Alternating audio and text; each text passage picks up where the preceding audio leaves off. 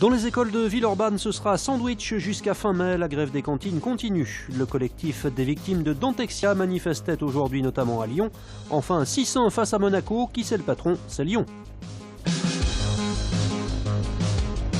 5 votes pour et 198 contre.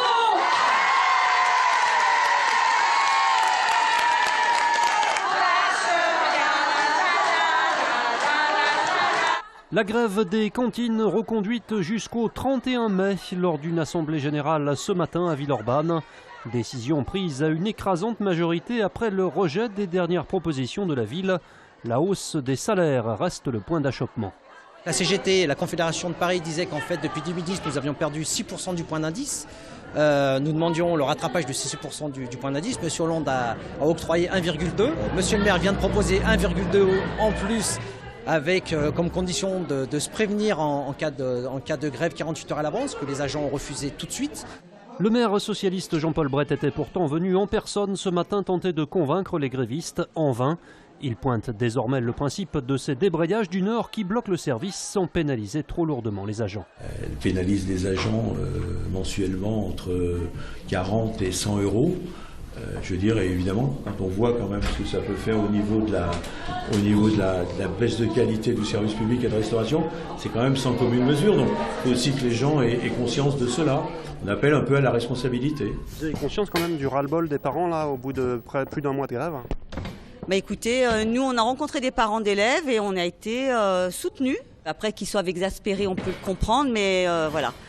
Je pense qu'ils comprennent aussi pourquoi on en est arrivé là, quoi. Les victimes du cabinet dentaire low cost Dentexia, désormais fermé, ont manifesté cet après-midi place Bellecour. Ils dénoncent des soins de mauvaise qualité ou inachevés. Ce qui importe aux membres du collectif et aux victimes de Dentexia, c'est à la fois d'avoir des expertises judiciaires qui leur permettent ensuite de reprendre les soins, et ça c'est quelque chose sur lequel le pouvoir public doit se mobiliser. Et puis c'est aussi sûrement un fonds de secours pour aider les victimes de Dentexia qui ont besoin de finir leurs travaux dentaires. Les praticiens qui exercent en exercice libéral ou en centre de santé refusent de reprendre les patients Dentexia du fait d'un vide juridique assurantiel. Sur la seule région lyonnaise, 1700 patients s'estiment victimes de Dentexia. La justice devrait examiner les premières plaintes à partir du 24 mai. Voilà madame, je vous présente le tableau Soir d'été. L'histoire sera peut-être incroyable. Ce Villeurbanais de 50 ans est persuadé d'avoir mis la main sur le Graal. Un tableau de jeunesse d'Auguste Renoir, Soir d'été, peint en 1864 et déclaré perdu par l'Institut national d'histoire de l'art. Cette épopée démarre il y a 2 ans sur Le Bon Coin. Ahmed Ziani, mécanicien au chômage, achète des tableaux pour arrondir ses fins de mois. Quand je l'ai acheté, je ne l'ai pas acheté pour Renoir. Je l'ai acheté pour Claude-Joseph Vernet, c'est un peintre du 18e. En regardant la lettre R, j'ai vu qu'il y avait la lettre E, la N, la O, la I et la R.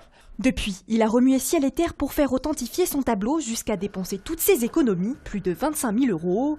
Un tableau qui présente en effet plusieurs éléments communs au grand maître et dont un laboratoire a certifié qu'il avait bien été fait dans les années 1860. Là, toute la pigmentation de Renoir, la datation de la toile et tout ça, ils attribuent le tableau à monsieur Pierre-Auguste Renoir. Cependant, pas suffisant pour confirmer la paternité. Mais son acharnement a fini par payer. Une start-up parisienne vient de proposer gratuitement une étude approfondie de son tableau. Alors, Renoir ou pas Renoir? Réponse dans quelques jours. À l'entrée des joueurs sur la pelouse du Grand Stade, les supporters en rêvaient. 90 minutes après, les Lyonnais l'ont fait. L'OL a obtenu samedi soir son billet direct pour la Ligue des Champions en corrigeant 6-1 son grand rival l'AS Monaco. Il n'y eut guère de suspense. Dès la 2e minute, c'est Guézal qui donne le tempo de la rencontre. Il sera suivi par Alexandre Lacazette, auteur d'un triplé et plus surprenant de Mapuyanga Mbiwa qui inscrit le premier doublé de sa carrière. Une performance saluée par les supporters qui ont scandé son nom tout au long de la 2e période.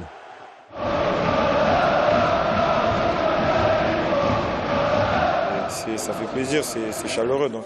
Et la première à domicile devant le public, face à Monaco, comme tout le monde attendait, c'était une finale, donc on a été costaud et on a gagné. La prestation du défenseur international samedi soir symbolise bien la saison du club. Une première partie désastreuse et une remontée fantastique depuis l'arrivée de Bruno Genesio sur le banc.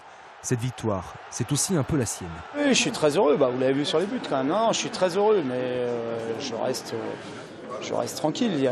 Le foot, c'est aussi savoir prendre du recul par rapport à certains événements. Tout n'était pas rose comme maintenant, donc il faut aussi s'en rappeler et je pense que c'est aussi comme ça qu'on progresse. Et la fête continue ce soir sur TLM dans Tant qu'il y aura des Gaunes avec un invité exceptionnel, Clément Grenier, en direct à 18h45 et en replay sur tlm.tv. Nouveau succès pour la Color Mirette de Lyon. Ils étaient 15 000 hier après-midi au parc de Miribel sur la ligne de départ de la deuxième édition de cette course sans enjeu de 5 km. S'inspirant de la Holi, la fête nationale indienne, son principe est simple. À chaque kilomètre parcouru, une douche de poudre de couleur. Le tout sur de la musique électro. Ici, pas de performance, que de l'amusement. Ouais, c'est vraiment trop bien, ils sont vraiment trop forts, on s'est super amusés.